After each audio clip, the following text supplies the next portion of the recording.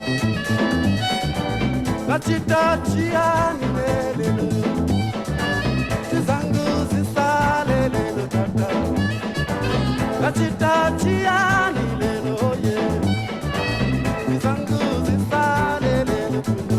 to the Culture Catch-Up.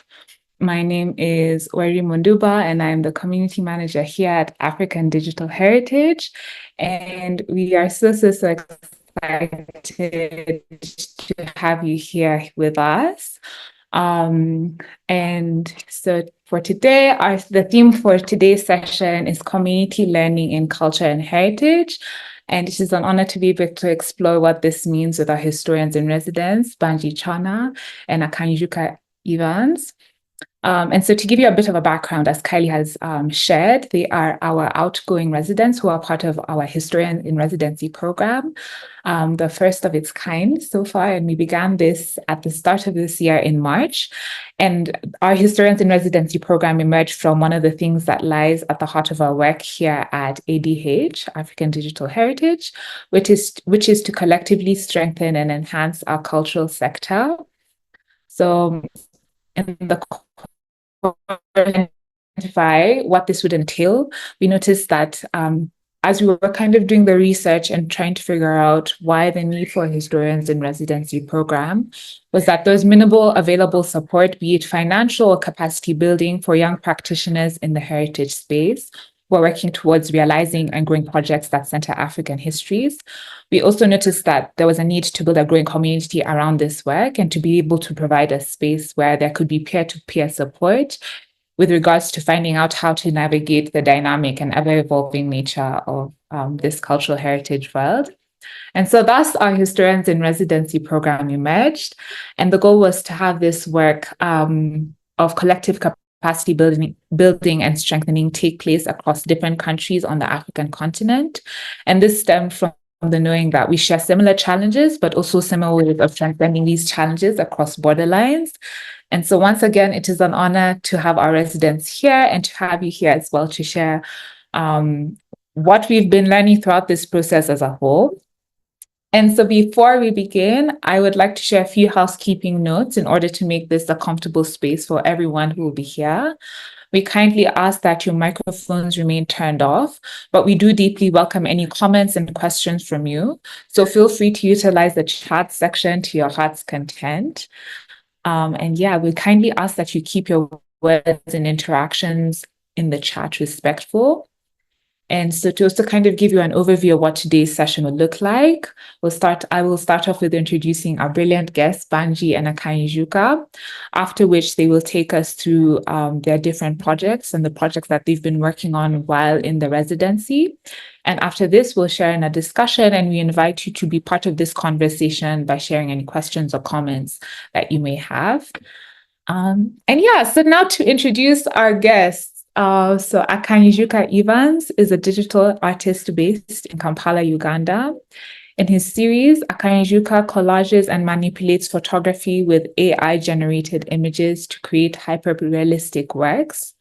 Through his series, Within the Depths of the Unrealized Lies the Potential, Akanyijuka challenges the tendency to dismiss what we do not fully comprehend. He embraces objective reasoning and the act of listening, recognizing the potency of contradictions as a means to gain deeper insight into life's contradictions. His work has been exhibited in group exhibitions such as The Silent Divisions, The Art of Material Hacking in Amasaka Gallery, Art of Equality, and Akanyijuka was also a resident artist at the 32 Degrees East in Uganda. And so next is Banji.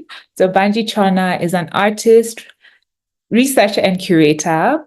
Chona's current artistic practice is expressed through both earth-based alchemy, which involves using natural materials and visual poetry, expressed as digital collages, which use anthropological photographs alongside personal objects, images, and histories. These allude to ancestral histories, the present day, and the future. These artistic offerings are grounded in the telluric and often spiritual practices of Watonga. Chona combines this with research and curation, which allow the exploration of themes of identity, memory, and history, grounded in a sense of storytelling and healing through alternative mediums. This act of reflection uses the self-composed methodology of radical Zambesian reimagination. Chona's work manifests in the visual, written, and oral realm as experimental performance pieces, installations, and dialogues. And so without further ado, it is my pleasure and my honor to, stop talking and allow you to share what you've been doing to allow the people to hear your voices. And so I think we'll kick it off with Akanyijuka's presentation, and then we'll move to yours, Banji. So Akanyijuka, the floor is yours. All right. Hey, everyone. It's nice to be here. And it's been a privilege to be part of the Historians in Residency program. Personally, I have learned so much along this journey. With regards to not just my practice, but also with regards to my own heritage, which has been really, it's been a really amazing journey. My project for this residency was called the Battle of Kagogo. And just a brief introduction to the project. It was locally it's called as Urutaruwa Kagogo, which is in the Bahororo language, the dialect. And it was a war that was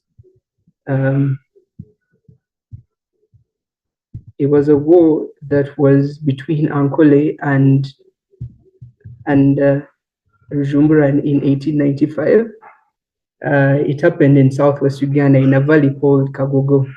So during my research, I was able to unravel some of the causes that led up to this war, with the most recurring cause being that Intare V, who was the king of Ankole at the time, he was this desire to conquer Rujumbura and capture a special breed of cows called the Bamba that was especially bred for Daudi Makowere, who was the lead at the time the war happened.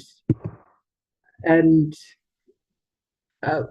when I was thinking about making this presentation, it was the background. Where did I get the idea to document this or to carry this on as a project?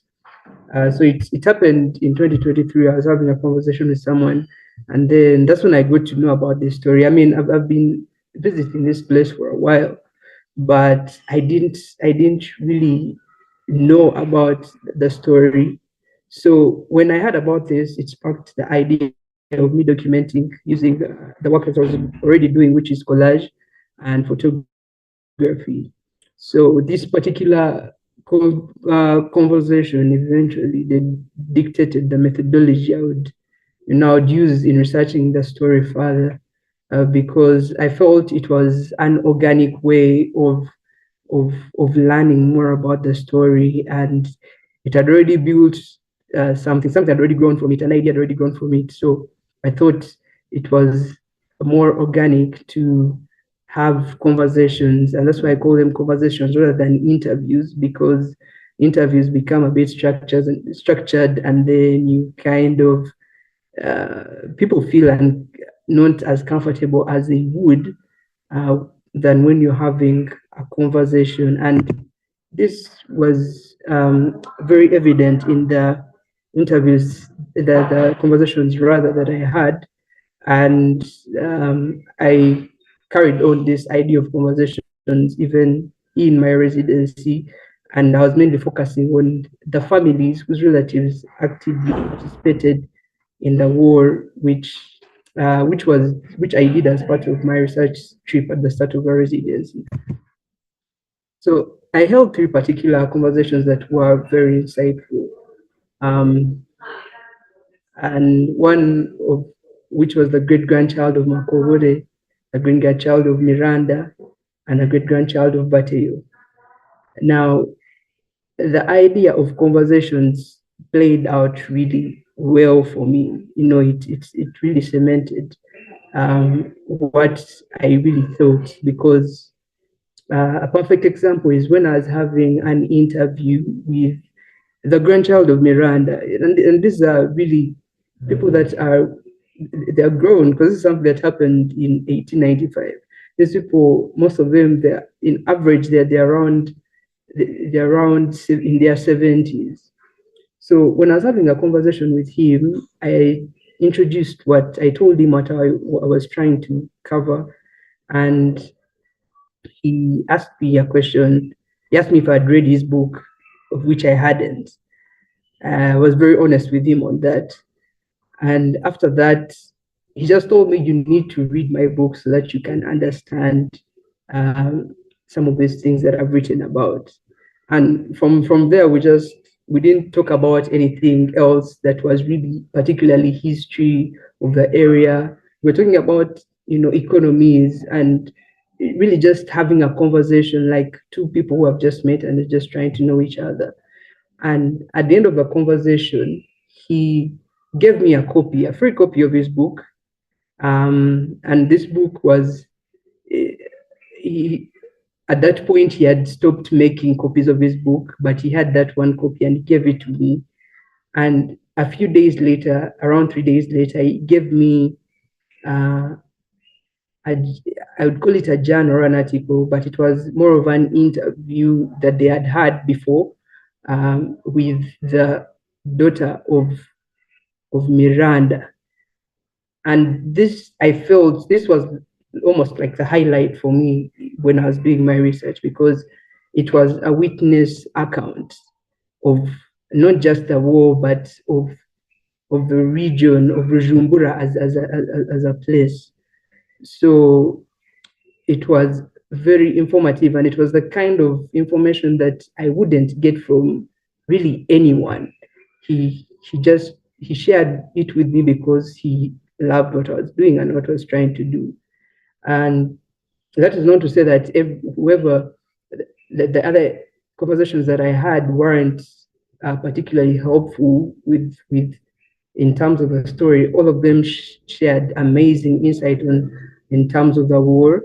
And with actually, I found the family of Makowere, they were in the process of writing a book about the history of Rujumbura, and they said that whatever I could find during my research, I could again maybe help them in the process of researching, and they just wanted me to be part of the whole process of researching eventually. So I felt like the idea of having conversations and not interviews, because interviews are structured, as I've mentioned, they're structured. And when I feel like when you have interviews, sometimes people just figure that we can just give you what you want and then you move on. But when you have a conversation, it creates a bond between you and the person that you're talking to, and in that case they're free to share organically. And in that bond, even you yourself, you respect the information that they give you, and you try to build on it, and that relationship. Yeah. So obviously, when I was having these conversations, I had also some goals that I had set in mind in what I would really, that would really help me in terms of the work that I would eventually create.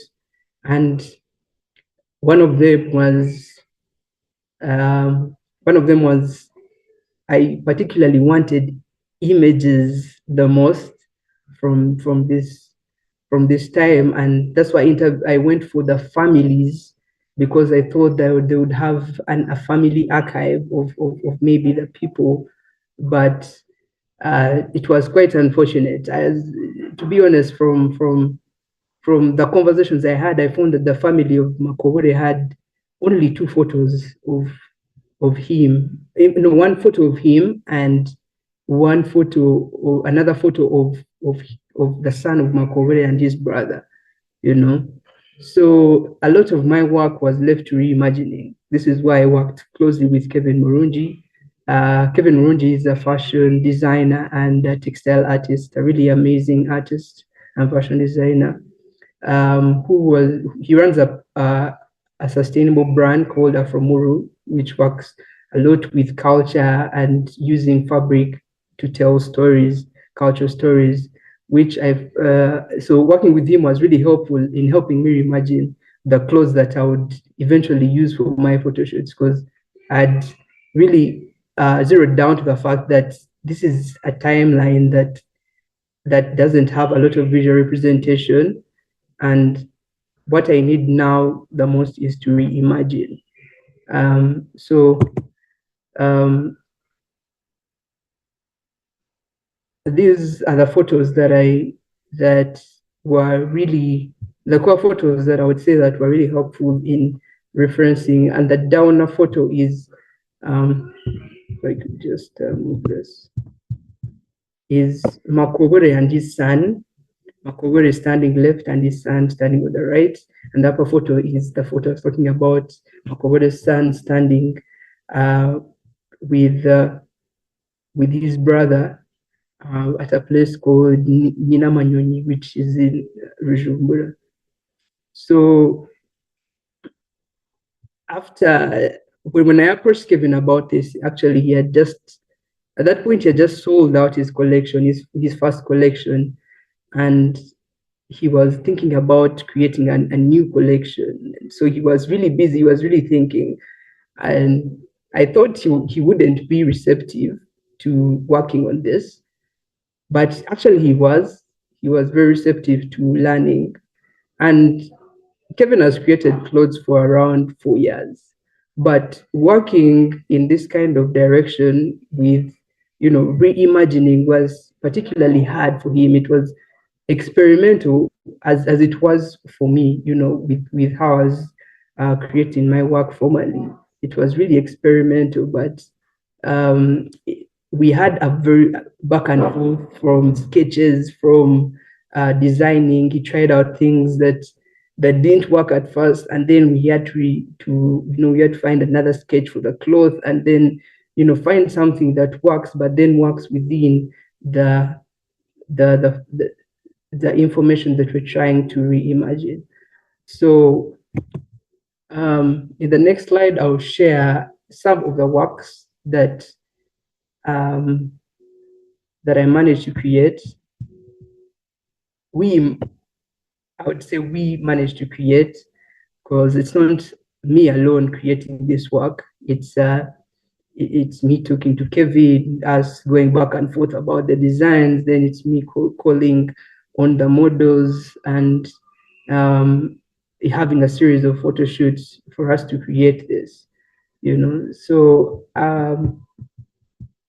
this particular collage is called Kitami. Kitama Kitwe Enjochi, which translates to Kitami was killed by a bee.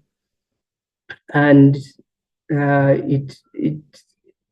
I might not share everything with regards to each particular collage, but there will definitely be though it will definitely be shared on the ADH website and also on my Instagram when you need to know more context in what inspired these particular collages. But this one was called Kitami Kitwenjochi, which means Kitami was killed by a bee, and Kitami was a really powerful queen of the Great Ampororo Kingdom, from which Rujumbura as I'll say a chieftaincy emerged from. So I particularly found her story very, very powerful, and in terms of also documenting the eventual formation of Rujumbura as a chieftaincy. So sharing the next slide. The next slide is called Echeshuro. Echeshuro is a local board game in very many places in Uganda. It's mostly known as Omweso. Now, I was particularly interested in naming and using the local language, the local dialect, as it was told to me when I was having conversations, because when that journal was shared to me, it was shared in Luhororo, which is the dialect of people that who live in Bujumbura, because they're known as Bahororo mostly, which I'm part of. And I really, when I was reading through it, I really tried to imagine how it would feel to translate that in English. You know, it should, a lot of information would be really lost in that, in the process of translation. I'm not trying to disregard the translation is important if you're sharing information across, the continent. But I thought that if I thought it best to have um, most of these collages named in the local dialect, because it also adds another kind of level to the archive, because eventually I would explain what inspired them in English, but at least some of the words in the dialect are also preserved in the process. So Cheshire is a local board game, and this particular piece represents one of the causes that sparked off the war, the war, the Battle of Kagogo eventually. So it was because the Queen of Ankara at the time was called Intimbiri, was playing, and who happened to also be a sister, sorry, to Makobere, was playing a board game with the King of Ankara, Ntare the Fifth, and from that whole scuffle came out of that, and eventually each event led up to the war.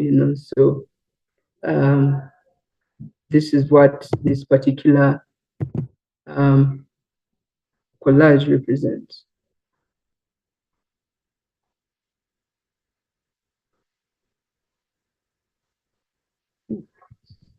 So this one is called Miranda Ribabiro, Miranda was the commander of the army of Jumbura at the time the war happened. And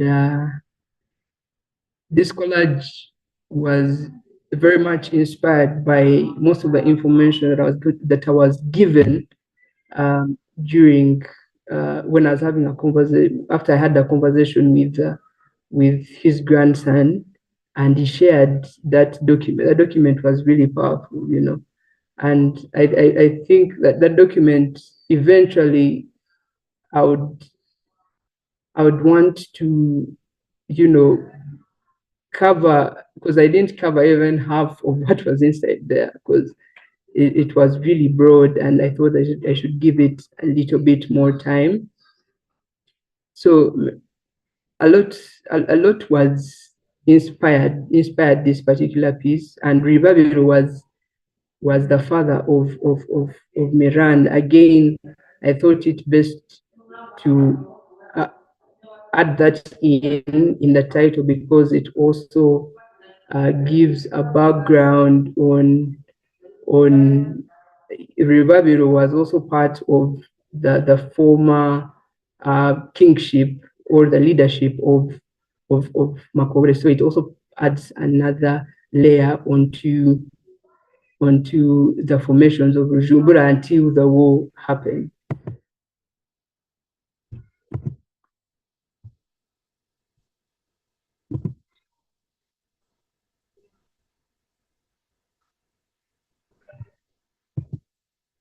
Yeah, so another piece that was particularly inspired by the conversation that the journal that was given by the grandson of Miranda, which was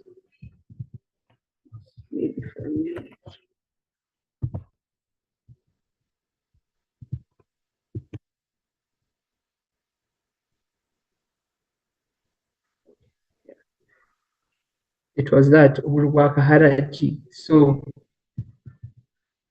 sorry about that.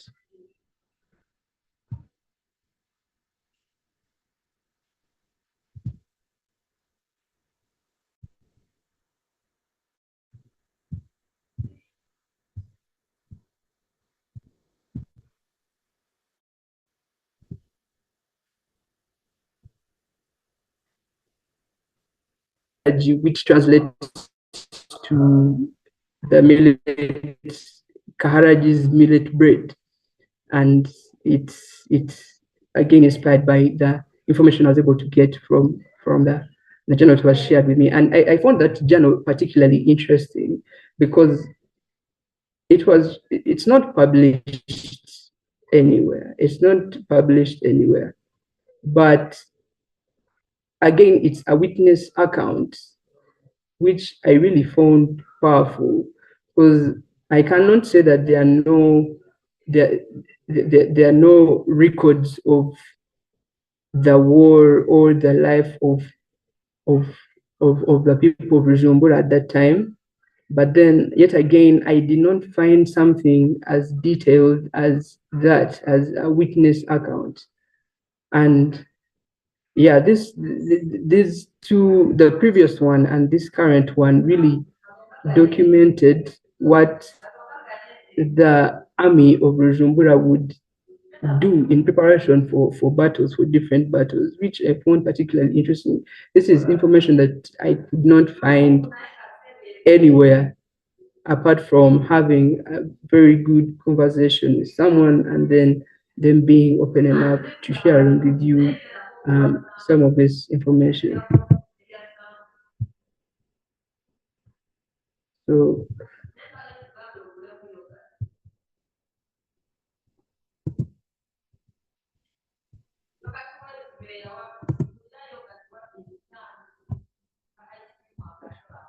trying to yeah. So this particular piece is called Enyakavito Omuri Kagogo.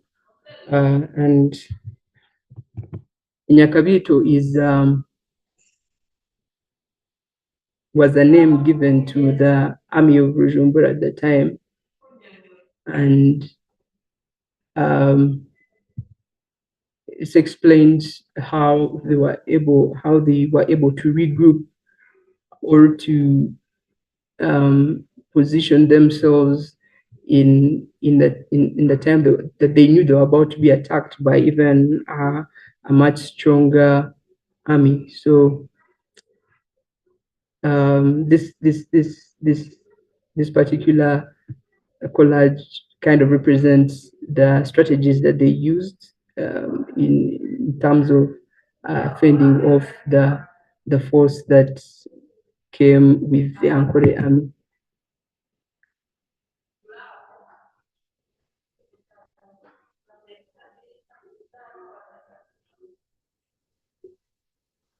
So this one was titled Rujabuka Omuri Kagogo, and Rujabuka was the commander of the Ankole army when they attacked Bujumbura at the time. So yeah, this particular piece was also inspired by that interaction.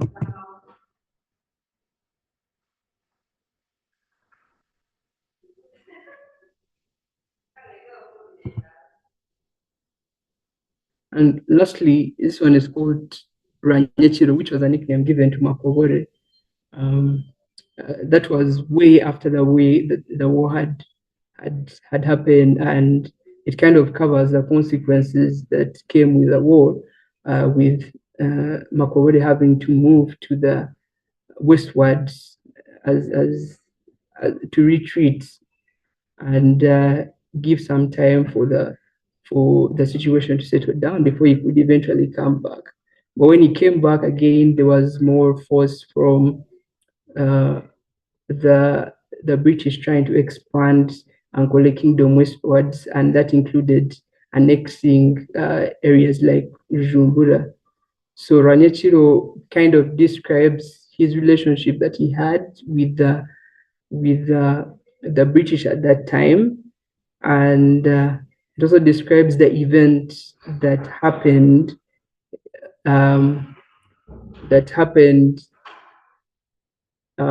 that time when the British were now working hard to annex Bujumbura, and they had already annexed parts of Igala that weren't originally part of Ankole, and then now they were trying to put Bujumbura under Ankole. So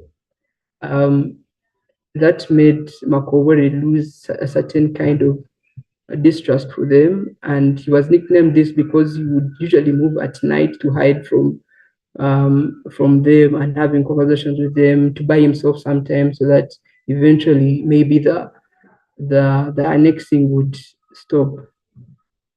Yeah, and leaving Bujumbura as an autonomous state or part of the Kigezi district, which was eventually formed in 1912.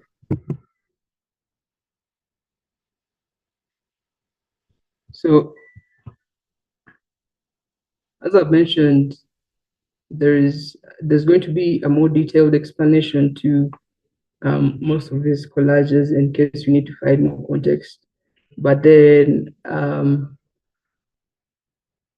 during my residency, I also happened to work a lot with AI, and the residency gave me the time to really think in terms of how AI can be beneficial in reimagining, because I'm working with a timeline from 1895, and there's not there's not much visual representation of elements that you're going to find in the archives, you know.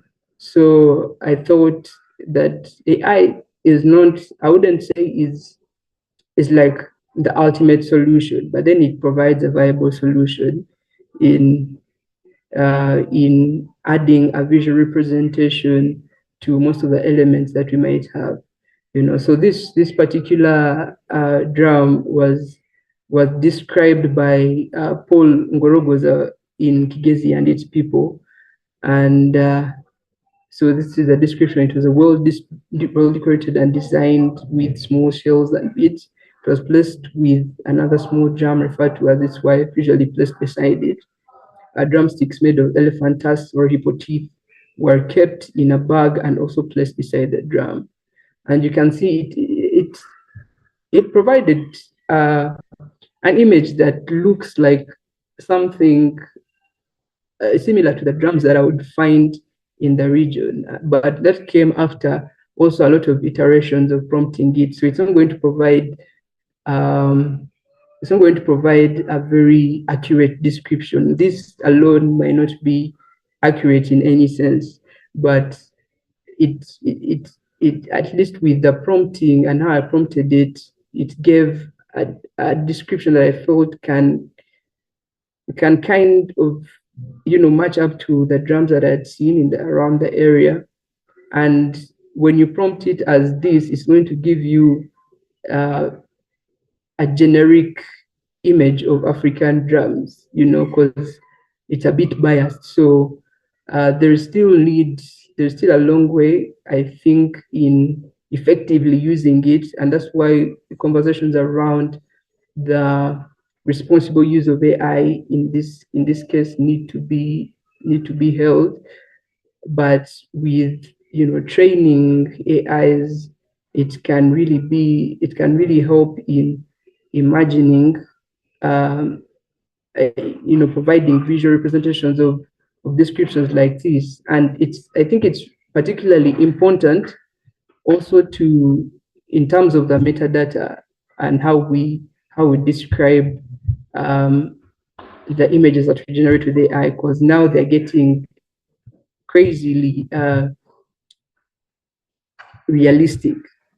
So it might be a bit hard for someone to discern between this image was created by AI or not. So in terms of the metadata, we need to be very, very careful with how we describe, or if it's an AI generated image, we need to make sure that it's described as that, so that, because now if we don't do that, then it can also lead to um, another kind of misinformation, you know, and again making us forget, you know, in a way. So yeah, basically that's most of what I covered during my residency and what I was able to come up during my residency. Um, but it was really helpful in on very many fronts in terms of research. Very challenging on very many fronts in terms of now reimagining, and you're working with a community, and you you have to create something that doesn't really uh, that doesn't really distort the essence of the whole story, of the history of the place. And you're again working with very many people um, in breaking this story up, which um, can be a bit challenging in staying on course. But in terms of the knowledge and in terms of the knowledge that I was able to acquire during the different sessions, it was really eye-opening. And um, as I've mentioned, in one of the conversations, the family of Makobori was trying to cover the history of Bujumbura as an area, and I one of my intentions is to carry on some of the knowledge, especially in terms of digital reimagining, to contribute to what they can be able to come up with eventually as they release their book. Yeah, so thank you.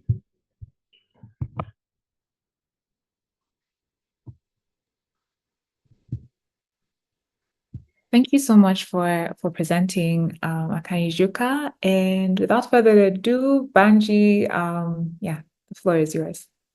Perfect. Thank you. It's a pleasure to be here and share space with everybody in the room.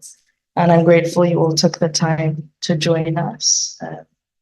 As you all know, Akanyijuka and I are outgoing residents in the Historians in Residence program, which we have been on for 6 months. And these last 6 months have been an incredible learning journey, a growth journey, a journey of pushing myself in my practice. And yeah, all in all, it's been a wonderful experience that I've been able to share with wonderful people. What I'll do is share my screen with you now and introduce you to the project that I have been working on during the residency. So Cisita is an ongoing project based on the exploration of Batonga corporeal expressions. Batonga are a group of people who are found in southern Zambia and across the river in Zimbabwe as well. My project follows the methodology of radical Zambesian reimaginings. This is a methodology I created or composed to help guide my work. And I see it as a portal that leads to the creation of alternative perspectives that challenge and repair pre-existing asymmetries in history. It is also rooted in the deep set belief that ancestral Rutonga personhood and methodologies hold immense intrinsic value, which we haven't given, recognition to or space to within this post-colonial imagination. The Cisita as a piercing, I only came across in 2020. So this was 4 years ago when I visited the Choma Museum. Choma is a town located in the south of Zambia. So a lot of what is in there is documentation around Batonga. And for me, this, discovery was quite special because I had been wearing a metal septum horseshoe ring for about 5 years, all without the knowledge that, it was something that was practiced ancestrally. And for me, this relates to a belief that I hold that we carry memory boxes, handed over to us by our ancestors. And within these memory boxes are experiences that, we are almost in a way destined to have. But in any case, Cisita for me was really interesting, not only because of this personal connection to it, but because of the context around the dearth of knowledge around Cisita and these piercings, but also the purposeful erasure of certain expressions of Batonga personhood that occurred during colonial times. So Cisita, as it stands right now, is divided into separate segments. At the moment, I have two. During the residency, I was working on part one, which is around the stories, knowledges, and expressions of Watonga women. So the living history right now tells of grandmothers who pierced the septums of young girls and women with the thorns of Mugoga, which is the acacia tortilis tree, and thereafter would sterilize the wound with oil alchemized from the castor plant, which is called the bono bono in Jitonga. And for me, it was really quite a beautiful experience to delve into this relationship that Watonga have with the earth and with alchemizing from the earth. Since the focus of this first part or this first element is the centering and radical repositioning of the freedom of expression of Watonga women, both historically and in the contemporary sense, as expressed through their symbiotic relationship to the natural world, to botany, as reflected in the various processes of Cisita.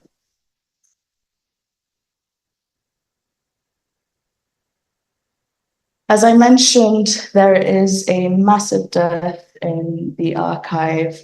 And for me, in my research, I have found it was and is quite purposeful. It's almost like an epistemicide, a purposeful, strangulation of knowledge and experiences. So, like many other ancestral Batanga practices which existed in the form of aesthetic expression, Cisita experienced a large decline with the arrival of the imperial and colonial projects, which worked tirelessly to erase, misconstrue, and bury what did not suit their Occidental ideals. So, in essence, under the British colonial government, certain practices were actually banned or were taxable offenses. So, for example, gubangwa is the removal of the upper front six teeth of mainly women, and this was done as a beauty standard or a beauty ideal. But when the British arrived, this was a taxable offense, and the person who had their teeth vanguard or the person who was sort of the actioner were both liable to pay taxes. So it was, quite a systemic and purposeful erasure of some of these expressions.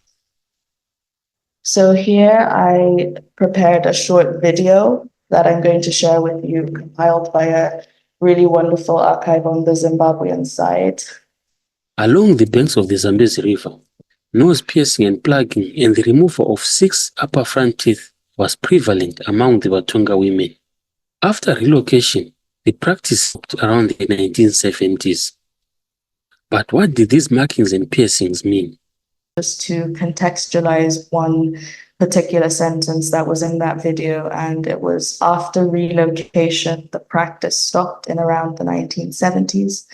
And I think it's important to put into context hydrocoloniality and the Kariba Dam.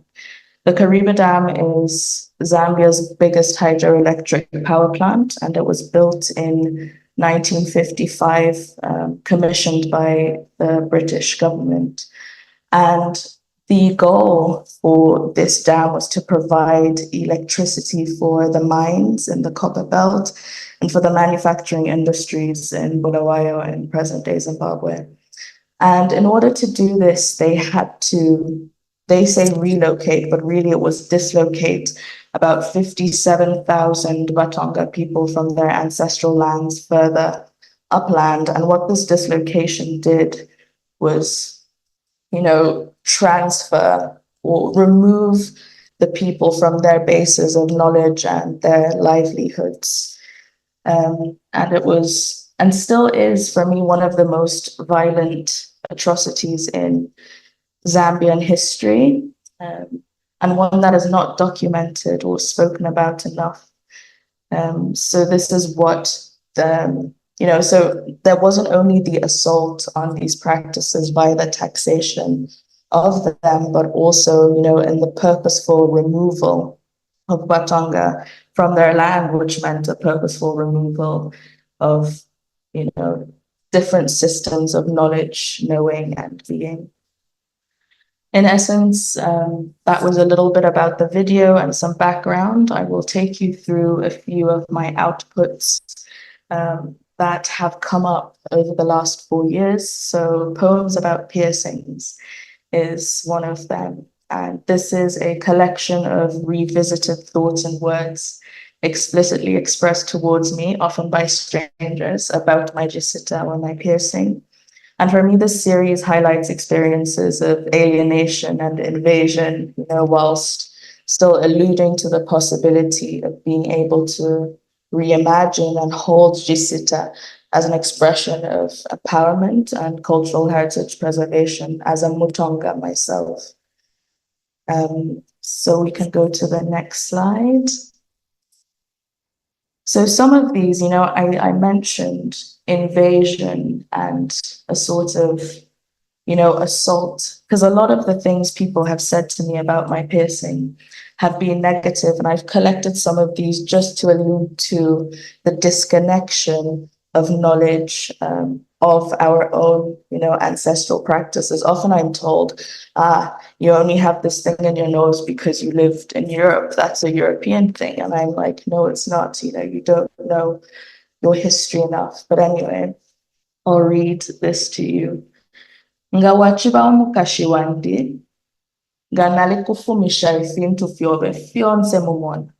Elo lwacha akasuba, epo wabuuka, ukekala wafulungana pantu ama nose ring na yafuma.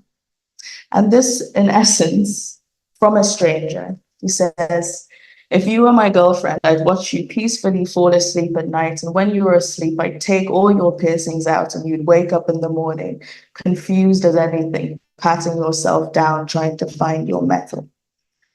Another one that was quite interesting and jarring was I was on a bus and somebody outside of a moving bus shouted to me, "Yeah, where mwana, I finish if you're panfish. So tau pepaka, so niwe ulengesha mabasa pilibuke." And this means, young one, what are all those things in your face? This means you don't pray. You are the reason these buses overturn. And I mean, I have a massive collection of these quotes that people have said to me about the Cisita. And so a lot of me delving into this project and sharing is also about bringing awareness of, the rooting, the historical rooting of Cisita. We can go to the next slide. Thank you. And in essence, the dearth of the knowledge in the archive also means the practice itself is dying down or dying out rather. So one of my goals was to revive or breathe new life into Cisita. And this connected with one of my residency goals, which was to integrate digital technology into the ways in which Cisita came to life. So from this prepared a series of rendered images of reimagined Cisita using a principle which both employed the initial ornamental designs by Batonga whilst experimenting with shape, materiality in the contemporary context. So one of the ornaments that would be worn in the septum, which is called manongo, was called Cisita ja indungu. And this was, in essence, the quill of a porcupine, which was just worn across this. So for me, it's quite a visually striking object. So I tried to reimagine, again, like Akanyijuka, using AI, what the septum ring made out of, say, an alternative material like copper or silver would look like. I also just want to punctuate my use of AI. I've sort of redefined AI to mean ancestral intelligence as opposed to artificial intelligence. Because similar to Akanyijuka, there are so many gaps within what we know and what we can see. And this is one of the ways in which, imagination can be materialized. And so, yes, the first phase was rendering these ornaments using ancestral intelligence. May we go to the next slide? And from the two rendered designs of Cisita, from the rendered designs rather, I picked two, which was Cisita Jainungu, the porcupine, and the hammered Cisita, which I got made. I designed and got them made with a silversmith turned friend called Aliou, who is based in Toubab Dialaw in Senegal. I mean, you're probably wondering, why would I go and get, this ornament made in Senegal as opposed to have it made in Zambia? But this is another fracture, that came with the colonial government imposing their systems on Batonga. Batonga have, historically been blacksmiths, iron workers, metal workers. But when the colonialists arrived, they banned the practice because they believed there was dark magic in there. And so then the craft or the skill of silversmithing, has died down quite a lot. And the beautiful thing with my collaboration with Aliou is it's ongoing. I will actually be inviting him to Zambia to run silversmithing classes for Batonga women who are interested in, reconnecting with this practice. And for me, working collaboratively and also across the continent is really important, to just, allow the merging or the fusing of different practices. Yes, so we can go to the next slide. And so something else I'm trying to do is I rendered these originally using ancestral intelligence, had them made physically. And what I've done is now create digital surrogates of these objects using 3D technology, because I think it's important for them to exist, both in the digital sphere and the physical sphere, just to, broaden accessibility of these knowledges. May we go to the next slide?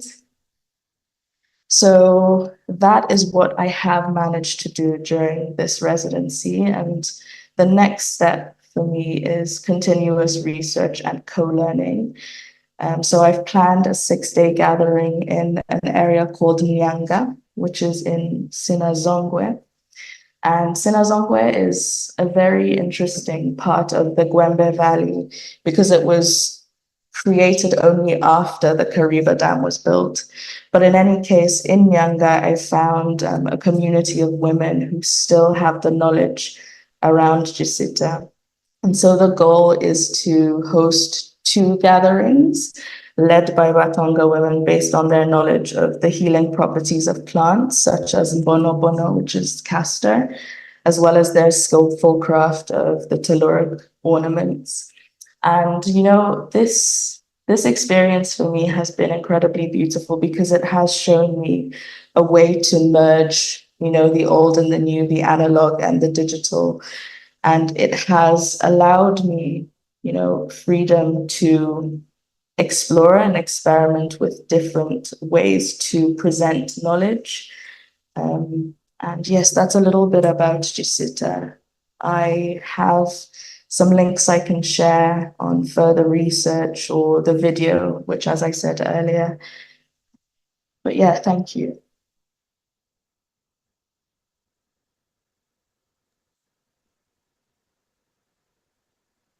Thank you so much, Banji, for your presentation. I know your projects, both of your projects are so rich. I think it was really hard to I see we're kind of running short of time, but it's just because of how rich your projects were. And I want to thank you so much for sharing them with us.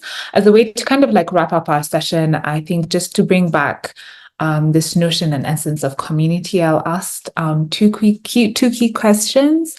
I think the first is what each of you would define community as, because I think I see how key and integral this has been, even just from your research at Akanyijuka, where to subvert the silence of the archive and the dearth of knowledge that exists in a sense, or just how hard it is to find research. Both of you have tapped into your communities and engaged with them. So I really would love to hear how you would define community.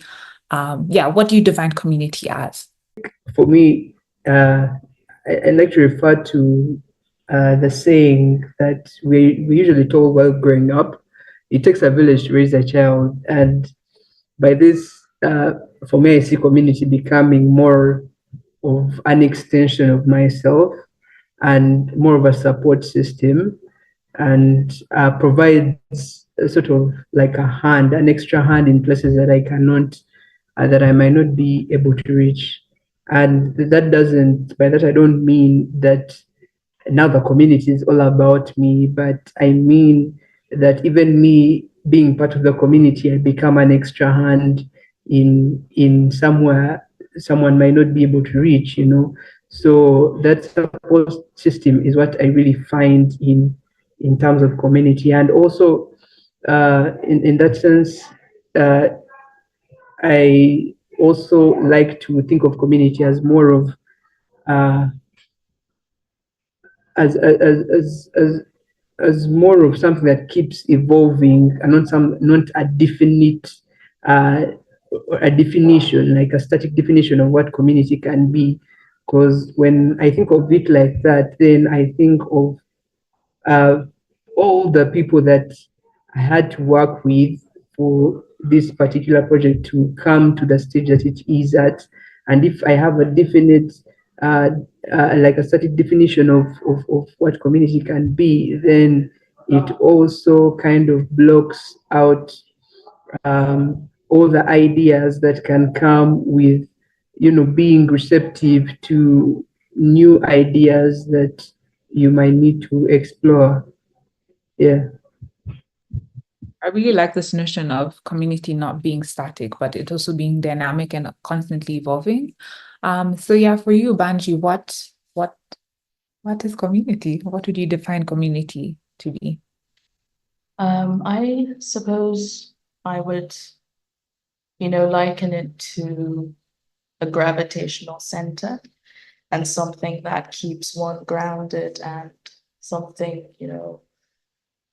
that is quite widespread. A community is obviously, for me, made up of people, so it's a dynamic sort of blanket of people who can come together at various junctures in a sharing, of love, of sound, of food, of everything. So it's just, this blanket that comes together.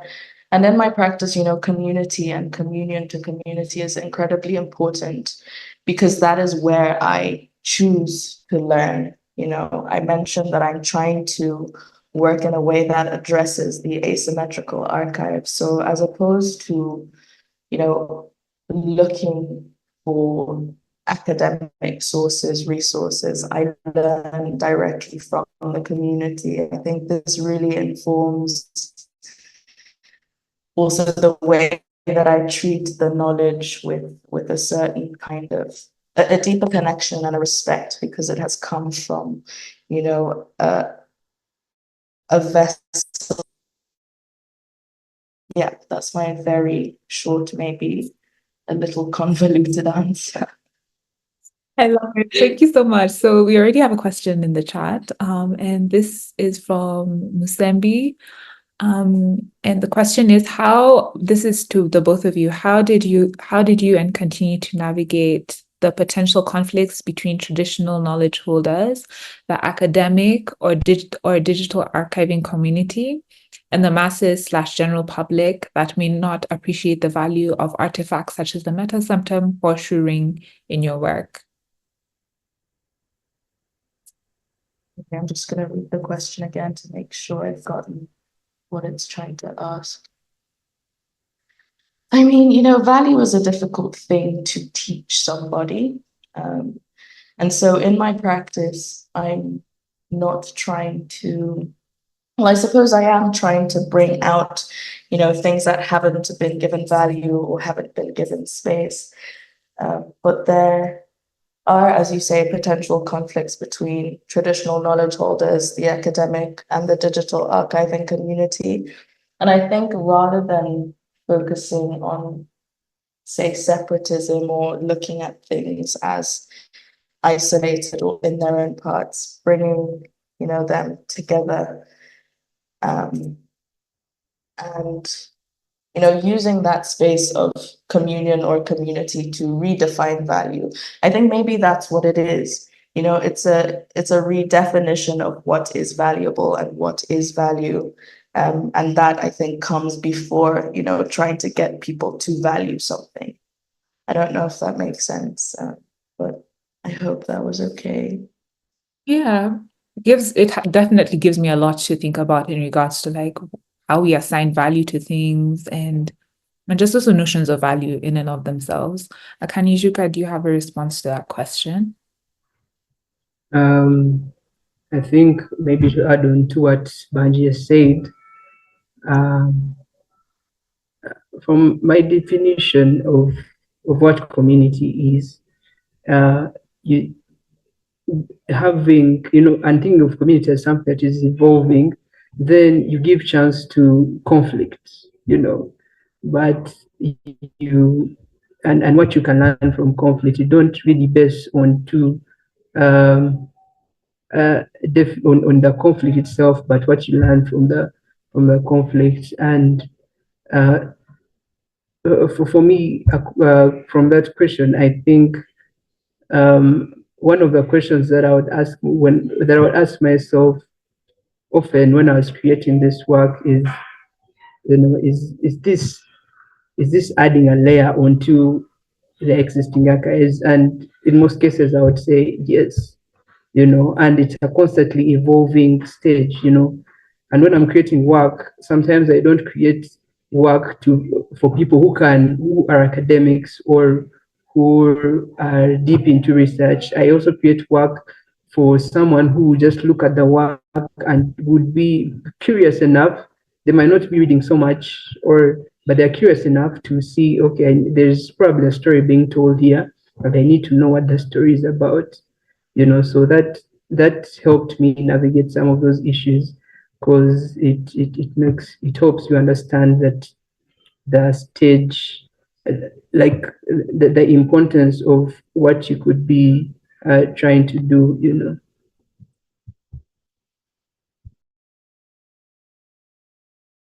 Yeah, thank you for that. And because I see time is moving, I'll ask one last question as a conclusion to the both of you. And I think this is I think because care is an important factor in community work, is what have firstly you learned about yourself through the actualization of your projects, and also what has care looked like for yourself, for your work, and for the communities that you've been involved in while actualizing your projects?